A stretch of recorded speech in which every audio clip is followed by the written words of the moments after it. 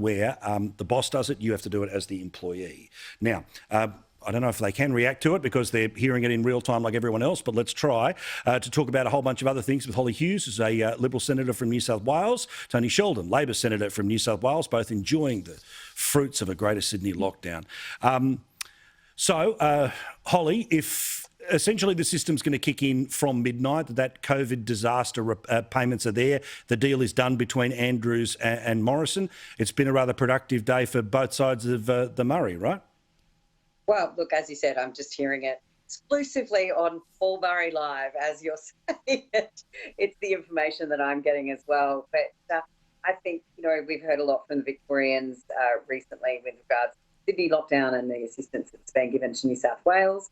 And this is obviously now on par with that. So hopefully we'll hear a little less criticism from south of the border of where I'm sitting.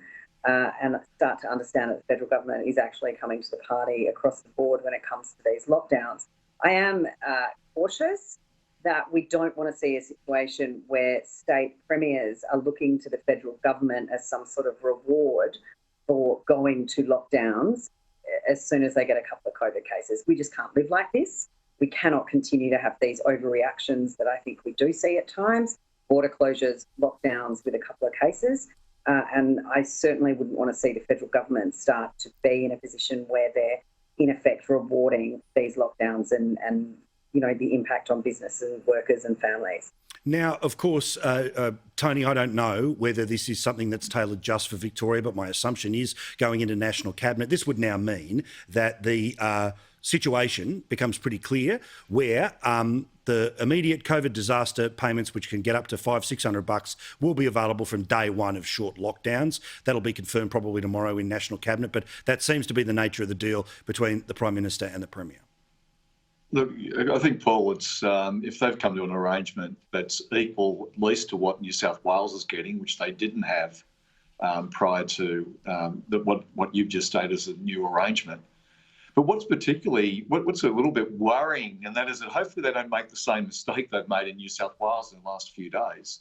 Because I've received information from people that have made application for under some of the new scheme, a small, medium-sized business, and they're saying that if they get paid 40% of their payroll with no requirement to pass it on to staff, all they need is to not fire them and pay them for the hours worked. And not have to pay them for the hours work, and just pay them for the hours work. Sorry. This is under the New South Wales scheme because the business side. This is under the New South Wales scheme. This is a New South Wales federal government scheme. It's equal funding. There's funding going in there on par with each other. They've got an arrangement there, and it means that you could actually keep casuals on the books all week, but don't pay them anything, and you still get paid 40%. Now, what this particular employer, which I've got a lot of time for him, he's actually said, look, I'm actually going to make more money than I got paid for my workers to keep them employed at $750 a week when we got the full JobKeeper. And he said, to make things even worse, he said the way of proving the 30% reduction is that you compare 14 days between the 1st to 7th of 21 to the 14th to 7th 21 to the same period in 2020. And he said it's a wide area for rorting because the comparison period of the calendar month, businesses are relatively constrained from, misrepresenting the income. But isn't it back to your 19 number? Yeah. Sorry?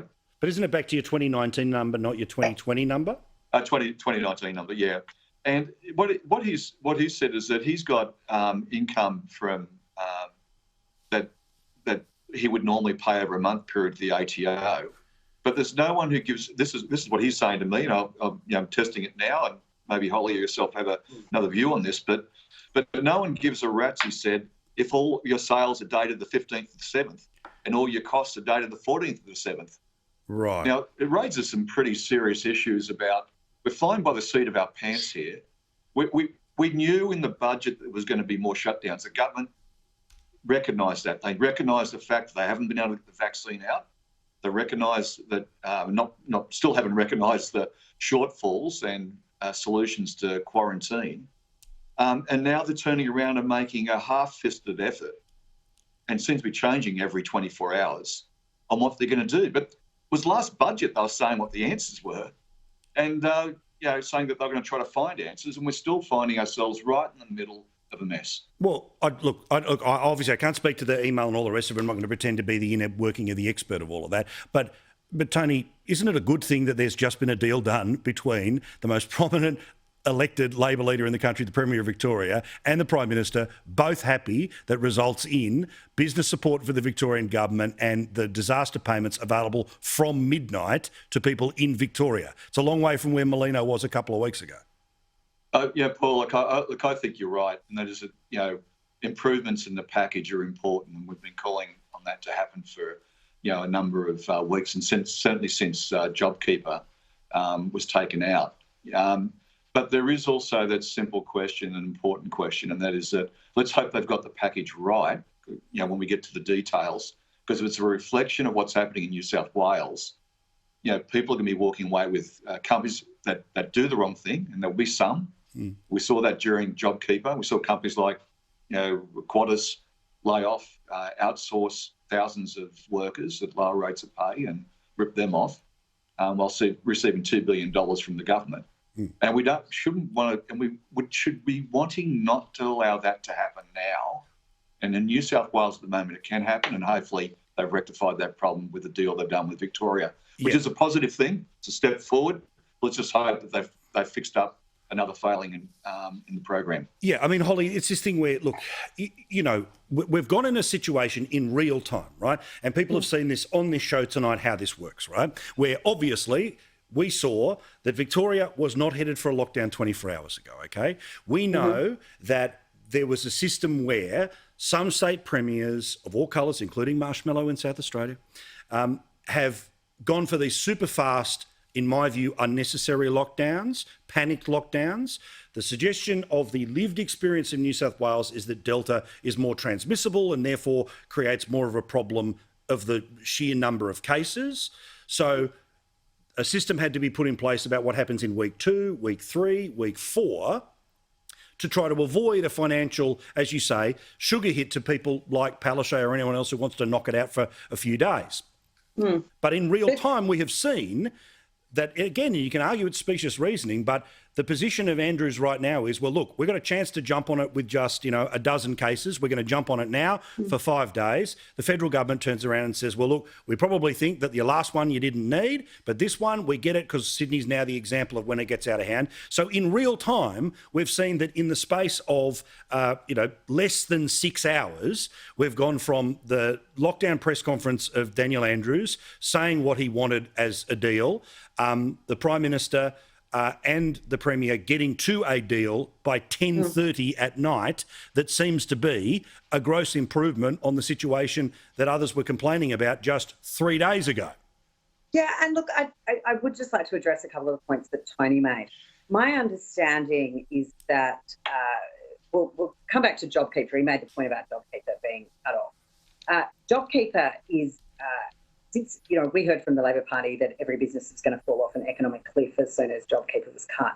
We've seen today the unemployment rate is now 4.9%, lower than it was pre-pandemic. So, JobKeeper and it ending was never going to be a permanent solution. It was always a temporary measure to deal with the immediacy of the pandemic. We always had to find a more sensible and longer-term view and way through this.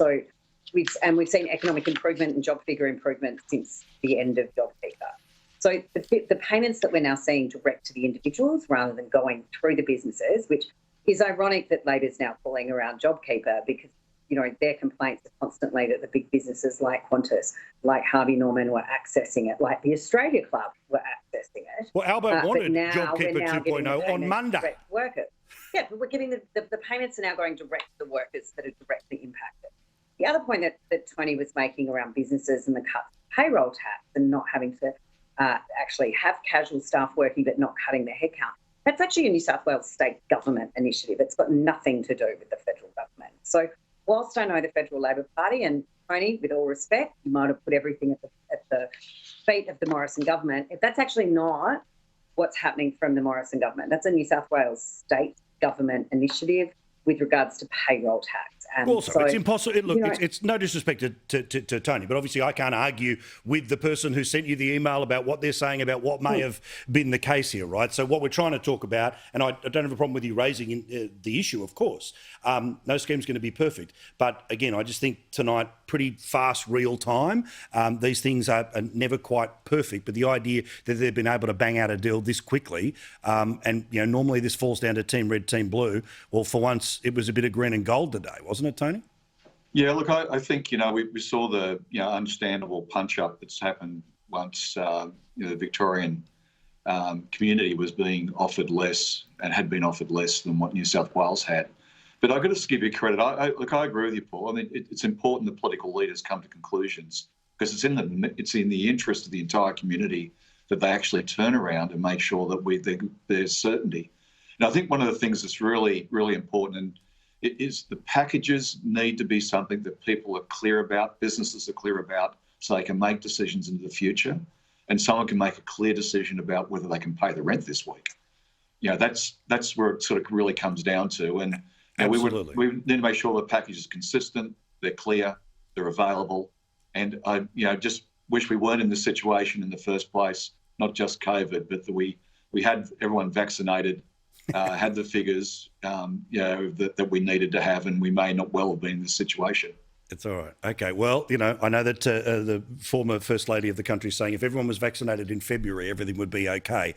Look, I'm the first to say, and the Prime Minister said it himself, about the 2 months behind schedule. But I tell you what, I'll take 2 months behind schedule with the caseload and death toll of Australia versus the speed of rollout of places like the UK, which is still having 54 people die, and the United States, which had 400,000 people die, in order to lower down all the ATAGI advice and all the rest of it to mean that vets, among others, were putting in the vaccine to people's arms in the US. Thank you, Senators. We will reconvene next week. Do appreciate it. All right. Kevin Donnelly is a man who we love.